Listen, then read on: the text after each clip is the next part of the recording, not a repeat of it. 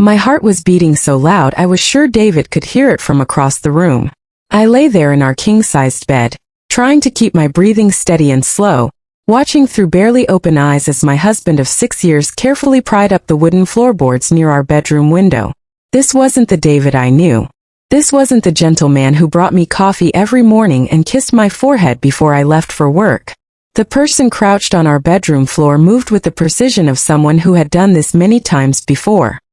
His hands worked quickly and silently, lifting each board without making a sound. What I saw next made my blood run cold. Hidden beneath our bedroom floor was a metal box about the size of a shoebox. David opened it like he was handling something precious. And even in the dim light from our hallway, I could see it was packed with papers, photographs, and what looked like several small booklets, passports, multiple passports. I wanted to scream. I wanted to jump up and demand answers. But something deep in my gut told me to stay perfectly still, to keep pretending I was unconscious from whatever he had been putting in my tea. Because yes, I was right about the tea. The bitter aftertaste I'd been ignoring for weeks. The way I'd been falling into such deep sleeps that I couldn't remember anything until morning. The strange feeling that things in our house had been moved while I slept. David had been drugging me. But seeing him now, watching him flip through documents and photographs in that hidden box, I realized the sleeping pills were just the beginning. This was something much bigger and much more terrifying than I had imagined. Let me back up and tell you how I got here. Lying in my own bed, afraid of my own husband. 3 hours earlier, I had been sitting at our kitchen table, staring at the cup of chamomile tea David had just placed in front of me. It was our routine. Every night at 9 o'clock, David would brew me a cup of tea while I finished up work emails or watched TV. He always used the same blue ceramic mug, always added exactly 1 teaspoon of honey, and always waited nearby until I finished drinking it. "Long day at the office?" he asked, settling into the chair across from me. His brown eyes looked concerned, carrying the same eyes that had looked at me with love on our wedding day. "Yeah, the Morrison account is giving us trouble," I replied, wrapping my hands around the warm mug. The tea smelled normal, floral, and soothing just like always. But lately I'd been noticing that bitter undertone, like someone had mixed medicine into it. "You should drink up and get some rest," David said, and I caught something in his voice. Was it eagerness? "You've been working too hard lately." I lifted the mug to my lips, but instead of drinking, I just pretended to take a sip. David was watching me intently, and when I didn't actually swallow, I saw a tiny frown cross his face. "Is something wrong with the tea?" he asked. "No, it's fine. Just hot," I lied, taking another fake sip. This time I let a tiny bit touch my tongue, and there it was. That bitter chemical taste that definitely didn't belong in chamomile tea. My hand started shaking slightly. After weeks of suspicion, I finally had proof that something was very wrong. "I'm going to use the bathroom," David said, standing up. "Finish your tea while I'm gone." "Okay." The moment he left the kitchen, I rushed to the sink and poured the entire cup down the drain. Then I quickly refilled it with regular water, and a tiny bit of honey to make it look like I'd been drinking. My heart was pounding as I heard David's footsteps coming back down the hallway. "All done," I said, showing him the empty mug when he returned. "Good girl," he said, and something about the way he said it made my skin crawl. "You should head to bed soon. You look tired." He was right. I did look tired. But tonight, I wasn't going to let whatever drug he'd been giving me knock me unconscious. Tonight, I was going to find out what my husband was really doing while I slept. I went through our normal bedtime routine, brushing my teeth and changing into pajamas while David watched TV downstairs. When I climbed into bed, I made sure to leave our bedroom door slightly open so I could hear him moving around the house. Around 10:30, I heard David turn off the television and walk upstairs. I quickly closed my eyes and tried to make my breathing deep and regular, the way it sounded when I was really asleep. David stood in our doorway for what felt like forever, just watching me. Then he whispered my name. "Sarah. Sarah, are you awake?" I didn't respond. I kept my breathing steady and my body completely still. He said my name louder. "Sarah." Still nothing from me. Finally, I heard him walk away, but he didn't go to bed. Instead, his footsteps went back downstairs, and I heard him moving around in his home office. For the next hour, I lay there listening to David make phone calls. I couldn't make out the words, but his voice sounded different, more serious, more businesslike than I'd ever heard it. Sometimes he seemed to be speaking with an accent that I didn't recognize. Around midnight, David came back upstairs. I heard him pause outside our bedroom again, then quietly pushed the door open wider. My heart was beating so fast, I was sure he could see my chest moving, but I forced myself to stay perfectly still. That's when David did something that changed everything. Instead of getting into bed beside me like he had every night for 6 years, he walked over to the window side of our room and knelt down on the floor. I heard a soft scraping sound like wood against wood, and I risked opening my eyes just a tiny bit. David was prying up the floorboards. And now here I was watching my husband, the man I loved, the man I trusted with my life, pull out a metal box filled with secrets that could destroy everything I thought I knew about him. He was holding up photographs now, and even though I couldn't see them clearly, I could tell they were pictures of women. Different women. Women who weren't me. David set the photos aside and picked up one of the passport-sized booklets. He opened it and studied the page, then reached into his pocket and pulled out his phone. Using the phone's flashlight, he compared something in the passport to something on his phone screen. That's when I saw his face clearly in the light, and what I saw there terrified me more than anything else that had happened that night. David was smiling, not the warm, loving smile I knew. This was cold and calculating, the smile of someone who was very pleased with their own cleverness. It was the smile of a stranger. As I watched him carefully place everything back in the box and replace the floorboards, one thought kept running through my mind. Who was the man I married? And what had he been planning to do to me? 3 weeks earlier, I was just Sarah Mitchell, a marketing manager who thought her biggest problem was landing the Morrison account. I had no idea that my entire life was built on lies. It started on a Tuesday night in early March. I remember because I had just gotten home from a particularly stressful day at work, and David was already in the kitchen preparing dinner. The smell of his famous spaghetti sauce filled our little house on Maple Street, and everything felt perfectly normal. "How was your day, sweetheart?" David asked, stirring the sauce with one hand while reaching for my favorite mug with the other. Even after 6 years of marriage, he still made my tea every single night without me having to ask. "Exhausting," I said, dropping my purse by the kitchen counter. The Morrison people want to change their entire campaign strategy 3 weeks before launch. Emma and I spent 4 hours in meetings today trying to figure out how to make it work. David nodded sympathetically as he filled the kettle with water. "That sounds terrible. Good thing you have your tea to help you relax." I smiled at him. David had always been thoughtful like that, remembering the little things that made me happy. When we first started dating, he learned that I loved chamomile tea before bed, and he'd been making it for me ever since. That night I drank my tea while we watched a movie together on the couch. David had his arm around me, and I felt safe and loved the way I always did with him. But about halfway through the movie, I started feeling incredibly drowsy. "I think I need to go to bed," I mumbled, my words feeling thick and heavy in my mouth. "Of course, honey, you've had a long day," David said, helping me up from the couch. "I'll be up in a little while." I barely remembered walking upstairs. The next thing I knew, it was morning and my alarm was going off. I felt groggy and confused, like I was waking up from the deepest sleep of my life. "Morning, beautiful," David said from beside me. He was already dressed for work, which was strange because he usually slept later than me. "What time did you come to bed?" I asked, rubbing my eyes. "Oh, around 11, he said casually. "You were sleeping so soundly I didn't want to wake you." Something felt off, but I couldn't put my finger on what it was. I stumbled to the bathroom and noticed that my phone was on the nightstand, but I could have sworn I'd left it charging on the dresser, and my laptop, which I always left open on the desk, was closed. "David," I called out. "Did you move my stuff last night?" "What stuff?" he called back from downstairs. "My phone and laptop. They're not where I left them." "You were pretty tired, Sarah. You probably just forgot where you put them." Maybe he was right. I had been exhausted lately, working long hours on the Morrison account. It made sense that I might be more forgetful than usual. But over the next few days it kept happening. Every night I would drink my tea, fall into an impossibly deep sleep, and wake up feeling like I'd been unconscious rather than just asleep.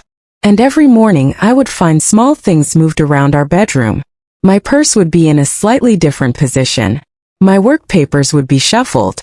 Once I found my laptop warm to the touch in the morning, even though I was sure I'd shut it down the night before. I think I'm losing my mind, I told my best friend, Emma, during lunch the following week. We were sitting in our usual spot at the little cafe near our office, and I was picking at my salad while trying to explain the strange feelings I'd been having. What do you mean? Emma asked, her dark eyes full of concern. I keep thinking someone's been going through my stuff while I sleep, but that's crazy, right? It's just David and me in the house. Emma frowned. That doesn't sound crazy to me. What kind of stuff? My laptop, my purse, work documents, little things. And I've been sleeping so deeply lately that I don't remember anything from the time I go to bed until my alarm goes off. How deeply? I thought about it. Like David could probably set off fireworks in our bedroom and I wouldn't wake up. It's not normal, Emma. I've never been that heavy of a sleeper. Emma sat down her sandwich and looked at me seriously. Sarah, when did this start? About 3 weeks ago. Right around the time I started working on the Morrison account.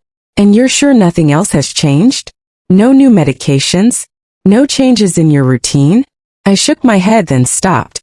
Well, David has been making my tea every night, but he's always done that. It's not new. Something flickered across Emma's face, but she didn't say anything right away. What? I asked. Probably nothing, she said carefully.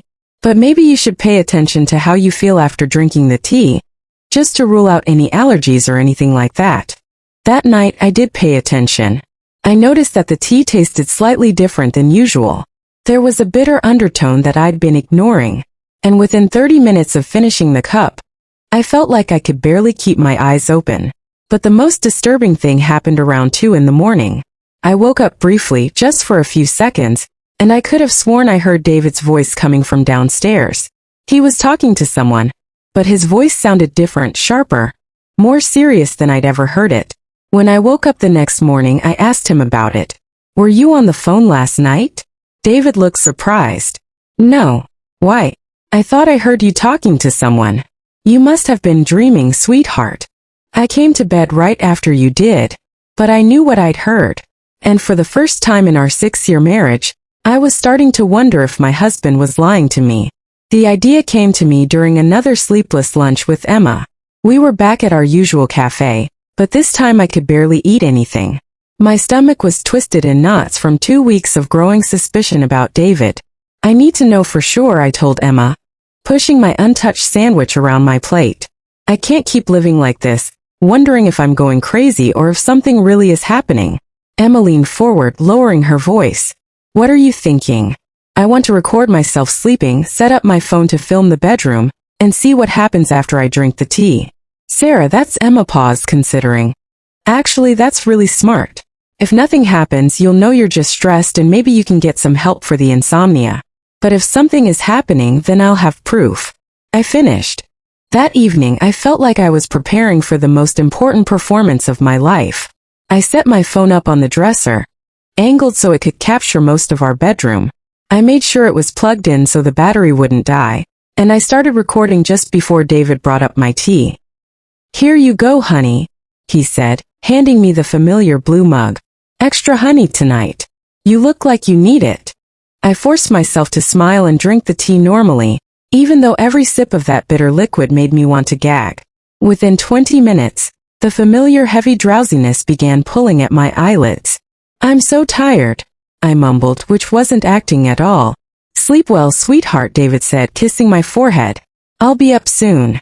The last thing I remembered was David turning off the bedroom light.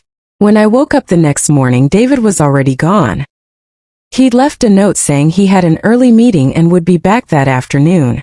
My hands shook as I stopped the recording on my phone and saw that it had captured over 8 hours of footage. I fast-forwarded through the first hour, watching myself toss and turn before finally going completely still. Then around midnight, David appeared in the frame. What I saw made my blood run cold. David didn't just come to bed like he'd been telling me. Instead, he stood over me for several minutes, saying my name and even shaking my shoulder gently. When I didn't respond at all, he smiled. That same cold smile I would later see when he opened his secret box. Then David left the room and I watched myself lying there like a corpse for another hour before he returned. This time he was carrying my purse. I watched in horror as my husband sat on the edge of our bed and went through every item in my purse. He photographed my driver's license with his phone. He wrote down information from my credit cards. He even opened my work badge and took pictures of both sides. But that wasn't the worst part. After going through my purse, David walked over to my laptop on the desk. I watched him open it. Somehow he knew my password and spent nearly an hour going through my files. He took pictures of documents from work, copied information from my email, and even accessed my online banking. The whole time I lay there completely unconscious, totally helpless, while my husband violated every aspect of my privacy. Around 3 in the morning, David made a phone call. He spoke quietly, but my phone had picked up some of the audio. I turned the volume all the way up and listened carefully. The timeline is still good. David was saying I should have everything I need within the next 2 weeks. No, she doesn't suspect anything. The medication is working perfectly. Yes, I understand the risks, but this one is different. She has access to more resources than the others. The others? What others? David's voice continued, but he was speaking so quietly that I couldn't make out the rest of the conversation. When he hung up, he put everything back exactly where he'd found it, kissed my forehead again, and went to sleep beside me like nothing had happened. I sat on my bed that morning staring at my phone screen, feeling like my entire world had collapsed. The man I'd been married to for 6 years, the man I loved and trusted completely, had been systematically gathering my personal information while keeping me unconscious with some kind of drug. But why? What was he planning to do with my credit card numbers and work documents? And who were the others he'd mentioned on the phone? I thought about calling the police, but what would I tell them? That my husband looked through my purse, that he used my laptop. Technically, we were married. Wasn't my stuff his stuff too? No.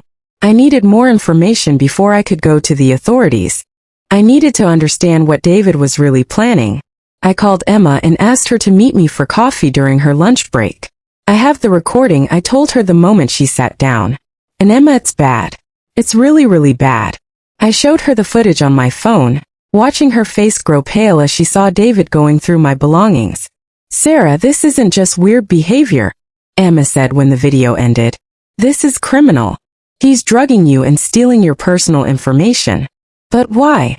What could he possibly want with my credit card numbers? He has access to all our accounts anyway. Emma was quiet for a long moment and I could see her mind working. Sarah, she said finally, I think you need to consider the possibility that David isn't who you think he is. Emma didn't waste any time. The morning after I showed her the recording, she called in sick to work and spent the entire day digging into David's background. What she found made everything so much worse. We need to meet somewhere private, Emma said when she called me that afternoon. Her voice sounded shaky, which scared me because Emma was never shaky about anything. Can you get away from the house? I told David I was going grocery shopping and met Emma at Riverside Park about 20 minutes from our neighborhood. She was sitting on a bench overlooking the Willilt River holding a thick folder in her lap. Sarah, sit down, she said when she saw me approaching. What I'm about to tell you is going to be really hard to hear. My legs felt weak as I sat beside her. What did you find? Emma opened the folder and pulled out several printed pages. I started with the basics. David's employment history, his social security number, his college records, things that should be easy to verify for someone you've been married to for 6 years. She handed me the first page. It was a printout from the website of Cascade Software Solutions, the company where David claimed to work. I called them this morning and asked to speak with David Mitchell in their development department, Emma said. They told me they've never had an employee by that name. I stared at the page, confused. That's impossible. David goes to work every day. He gets paychecks. He talks about his coworkers. I know this is hard, but keep listening, Emma said gently. I also ran a background check using one of those online services. Sarah, David's social security number doesn't match his name in the government database. She showed me another printout.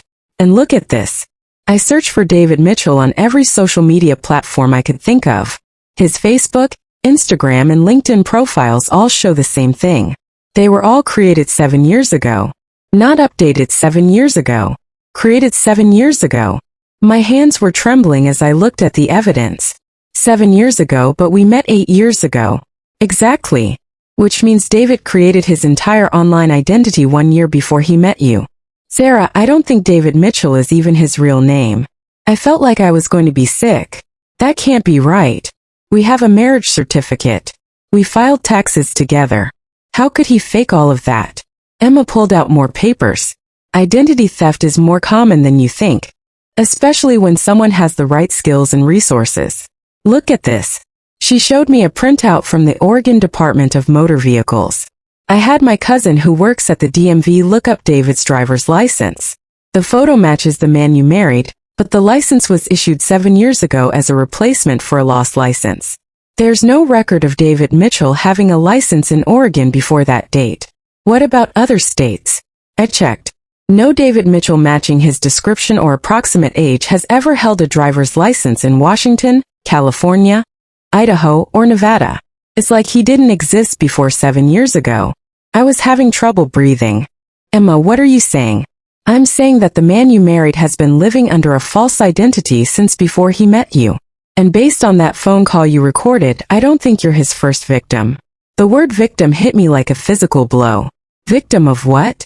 Emma hesitated, then pulled out one more piece of paper. I also did some research on marriage fraud and identity theft. Sarah, there are organized groups that target successful women, marry them, steal their identities and assets, then disappear. The FBI calls them romance scammers. But they're really much more sophisticated than that. She pointed to an article she'd printed from the FBI's website. Look at this pattern. They create false identities, spend months or years building relationships with their targets, then systematically gather personal information while keeping their victims unaware of what's happening. The sleeping pills, I whispered. Exactly. It's the perfect way to access everything they need without the victim knowing. Bank account information, social security numbers, work credentials, family contacts, everything someone would need to completely steal another person's life. I thought about David's phone call, about him mentioning the others and talking about a timeline. Emma, do you think he's done this before? I think it's very possible. And Sarah, I think you might be in serious danger. We sat in silence for a few minutes, watching the river flow past while I tried to process everything Emma had told me. My entire marriage was the lie. The man I loved didn't even exist. What do? I finally asked. First, we're going to the police. This is way beyond what we can handle on our own. But what if they don't believe me? What if they think I'm just a paranoid wife? Emma squeezed my hand. You have evidence, Sarah. The recording, the background check, all of this research. And if David really is planning something, we need law enforcement involved before it's too late. Too late for what? Emma's expression was grim. I don't know. But people who go to this much trouble to steal identities usually aren't planning to just walk away quietly. They're planning to disappear completely. And they can't afford to leave witnesses behind. The implications of what she was saying hit me like a truck. David wasn't just stealing my identity. He might be planning to kill me. There's something else, Emma said quietly. Tonight I think you should test him one more time. But this time we're going to be ready for whatever he does. That evening, Emma parked her car 3 blocks away from our house and walked through the woods behind our neighborhood to position herself where she could see our bedroom window. We had agreed on a signal. If I was in immediate danger, I would turn my bedside lamp on and off 3 times. Detective James Parker, whom Emma had contacted that afternoon, was skeptical, but agreed to have a patrol car in the area. We'll need concrete evidence of a crime before we can make an arrest, he had told us. But if your husband is really planning something, tonight might give us what we need. I went through my normal evening routine, trying to act natural while my heart pounded in my chest. David seemed more relaxed than usual, almost cheerful as he prepared dinner and asked about my day. You seem happy tonight, I observed, watching him hum while he cooked. Just thinking about the future, he said with that smile that now made my skin crawl. I have a feeling things are going to change for us very soon. When 9 o'clock came, David brought me my tea right on schedule. I had practiced this moment all afternoon. How to fake drinking while actually letting the liquid pool in my cheeks, then swallowing just enough to taste bitter, but not enough to knock me unconscious.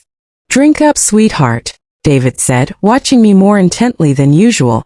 You're going to need your rest. Something about the way he said it sent chills down my spine. I pretended to drink the tea while David sat across from me, and I noticed he kept checking his watch. "I'm feeling tired already," I said after a few minutes, which wasn't entirely acting. Even the small amount I'd swallowed was making me drowsy. "Good," David said, and there was something different in his voice. Something final. "Why don't you head up to bed? I'll be up in a little while."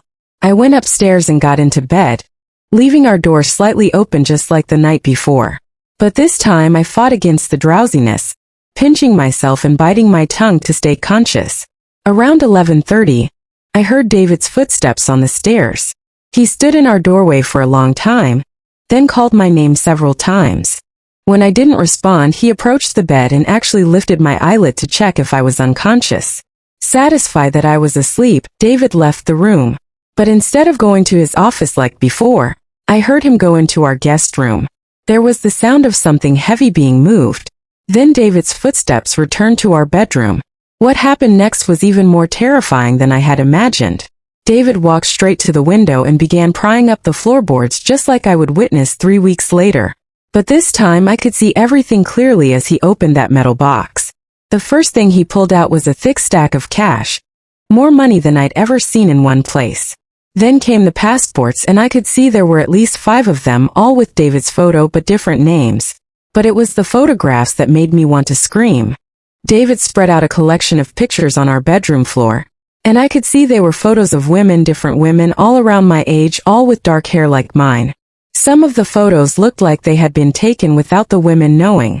Shots of them leaving work, getting into cars, walking into houses. One photo made my blood freeze. It was a newspaper clipping with the headline, "Local Woman Missing." The photo showed a smiling brunette named Jennifer Walsh from Seattle. According to the article, she had disappeared without a trace 2 years ago, leaving behind a successful marketing career and a house that was later found cleaned out of all valuables.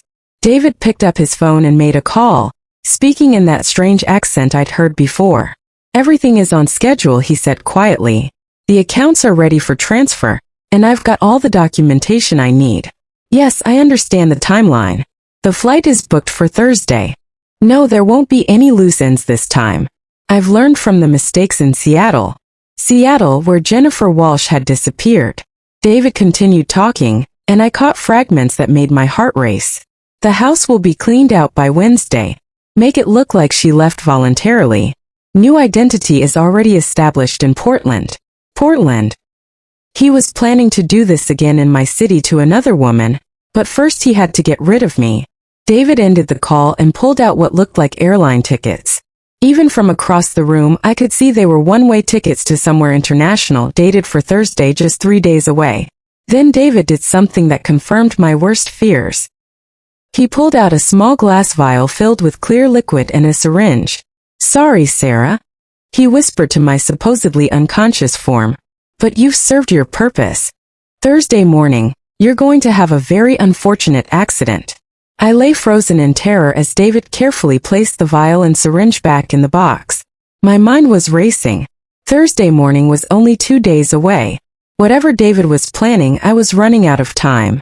After David replaced the floorboards and went to bed, I waited until I heard his steady breathing before carefully reaching for my phone. My hands were shaking so badly I could barely type the text message to Emma. "Call Detective Parker now. David has poison planning to kill me Thursday." I didn't sleep at all that night.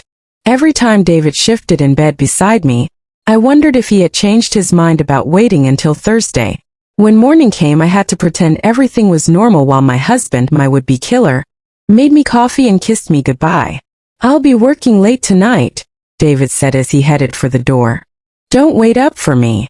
The moment his car pulled out of our driveway, Emma and Detective Parker were at my front door. "Show me everything," Detective Parker said without wasting time on pleasantries. I led them upstairs to our bedroom and pointed to the area near the window. "The floorboard's right there. He hides everything underneath." Detective Parker knelt down and carefully pried up the boards, revealing the metal box exactly where I knew it would be. When he opened it, even he looked shocked at what we found. "Jesus," he muttered, pulling out the stack of cash. "There's got to be $20,000 here." But it was the other contents that really got his attention. Along with the fake passports and photographs of women, there were detailed files on each victim. Jennifer Walsh from Seattle was there along with 3 other women from different cities. Lisa Chun from San Francisco, Maria Rodriguez from Phoenix, and Amanda Foster from Denver. "Look at this," Detective Parker said, holding up a folder with my name on it. Inside was everything. Copies of my birth certificate, social security card, bank account information, work credentials, even photos of me that I'd never seen before. "He's been planning this for months," Emma said, looking through the papers. "Maybe longer." Detective Parker found something else that made my stomach drop. A detailed timeline written in David's handwriting. It outlined his entire plan from establishing trust through asset transfer to something labeled Final Cleanup Thursday. "We need to catch him in the act," Detective Parker said. "Sarah, I know this is terrifying, but we need you to confront him tonight. We'll wire you up and have officers positioned around the house." "What if he tries to kill me early?" I asked. "We won't let that happen. The moment he makes any threatening move, we'll be there." That evening felt like the longest of my life. Detective Parker had hidden tiny microphones in my clothes and positioned officers in unmarked cars throughout our neighborhood. Emma was in a van down the street monitoring everything. David came home around 8 o'clock carrying takeout from my favorite Thai restaurant. "I thought we could have a nice dinner together," he said, seeming more relaxed than I'd seen him in weeks. "Just the 2 of us." We ate in relative silence and I could barely taste the food. David kept checking his watch and seemed excited about something. "David," I said finally, "I need to ask you something." "Of course, sweetheart, what is it?" I took a deep breath. "I know about the sleeping pills." David's fork stopped halfway to his mouth. For just a second, his mask slipped and I saw something cold and dangerous flash in his eyes. "I don't know what you mean," he said carefully. "The bitter taste in my tea. The way I've been sleeping so deeply. I know you've been drugging me." David set down his fork and studied my face. "Sarah, you've been under a lot of stress lately. Maybe you should see a doctor." "I already have proof," I said, pulling out my phone. "I recorded you going through my things while I was unconscious." This time, David's expression changed completely. The loving husband disappeared, replaced by someone I didn't recognize at all. "You recorded me?" His voice was different now, harder, with traces of that accent I'd heard during his phone calls. "I know about the fake passports, David. I know about Jennifer Walsh and the other women. I know you're planning to kill me on Thursday." David stood up slowly, his hands clenched into fists. "You have no idea what you're dealing with, Sarah." "Then tell me," I said, trying to keep my voice steady. "Tell me who you really are." David laughed, but there was no humor in it. "You want to know who I am? I'm someone who's very good at what I do. And what I do is take everything from women like you. Your money, your identity, your life, and then I disappear." "How many women have you killed?" "Enough," David said coldly. "And you were going to be the last one." I was planning to retire after this job, but now he started walking toward me, and I could see the calculation in his eyes. "Now I'm going to have to improvise." David took another step toward me, and I could see him reaching into his pocket. That's when Detective Parker's voice crackled through the hidden speakers the police had placed around our house. "David Mitchell, or whoever you really are, this is the Portland Police Department. The house is surrounded. Step away from Sarah and put your hands where we can see them." David froze, his hand still in his pocket. For a moment, confusion crossed his face as he looked around our dining room, trying to figure out where the voice was coming from. "You set me up," he said, turning back to me with pure hatred in his eyes. "I protected myself," I replied, surprised by how steady my voice sounded. "Something you never gave Jennifer Walsh or the others a chance to do." The front door burst open, and Detective Parker rushed in with 3 other officers, their guns drawn. "Hands up now." David slowly raised his hands, but I could see him calculating, looking for an escape route. "You have nothing on me," he said calmly. "I'm Sarah's husband. We were just having a conversation." "We have everything on you," Detective Parker said, keeping his weapon trained on David. "The fake passports, the stolen identities, the detailed plans to murder your wife. And thanks to the wire she's wearing, we just heard you confess to multiple murders." That's when David made his move. He suddenly lunged toward the back door, but Officer Martinez was already there, blocking his path. David spun around and tried to run toward the stairs, but Detective Parker tackled him before he could reach them. "Let me go," David shouted as they handcuffed him, and for the first time, I heard his real accent clearly. It sounded Eastern European, maybe Russian. "You don't understand what you're dealing with." "We understand perfectly," Detective Parker said. "You're under arrest for conspiracy to commit murder, identity theft, fraud, and we're going to be adding a lot more charges once we finish investigating your other victims." As they led David away, he turned back to look at me one last time. "This isn't over, Sarah. People like me, we have friends. We have resources. You'll never be safe." "Yes, she will," Detective Parker said firmly. "Because people like you always make the same mistake. You think you're smarter than everyone else, but you're not. You're just criminals, and criminals get caught." The next few hours were a blur of police interviews, evidence collection, and phone calls. Emma stayed with me the entire time, holding my hand while I gave my statement and answered what felt like hundreds of questions. Detective Parker told me that David's real name was Victor Petro, and he was wanted by the FBI in connection with at least 6 similar cases across the country. The women I'd seen in those photographs weren't just victims. They were all dead, killed after Victor had stolen their identities and drained their bank accounts. "You saved your own life tonight," Detective Parker told me. "But you also helped us catch someone who's been destroying families for over a decade." The trial took 8 months. Victor tried to claim that he was just a con artist, not a killer, but the evidence was overwhelming.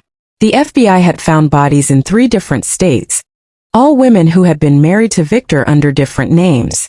The poison in that vial matched the substance found in Jennifer Walsh's system when her body was finally discovered in a lake outside Seattle. Victor was sentenced to life in prison without the possibility of parole. I moved to San Diego 6 months after the trial ended. I couldn't stay in Portland, couldn't live in that house where I discovered that my entire marriage was a lie. Emma helped me pack and we drove down the coast together, stopping at every scenic overlook to take pictures and remind ourselves that the world was still beautiful. It took 2 years of therapy before I could sleep through the night without nightmares. It took 3 years before I could drink tea again. And it took 4 years before I was ready to trust another person enough to go on a date. But I survived. And more importantly, I learned that I was stronger than I ever knew. Today, I work with the FBI's Victim Services Division, helping other women who've been targeted by romance scammers and identity thieves.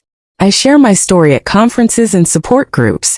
And I've helped catch 3 other criminals who were using Victor's methods. Sometimes people ask me if I regret marrying Victor, if I wish I'd never met him. The answer is complicated. I regret the pain and the fear, but I don't regret becoming the person I am now. I'm stronger, more aware, and more determined to help others than I ever was before. Victor was wrong about one thing.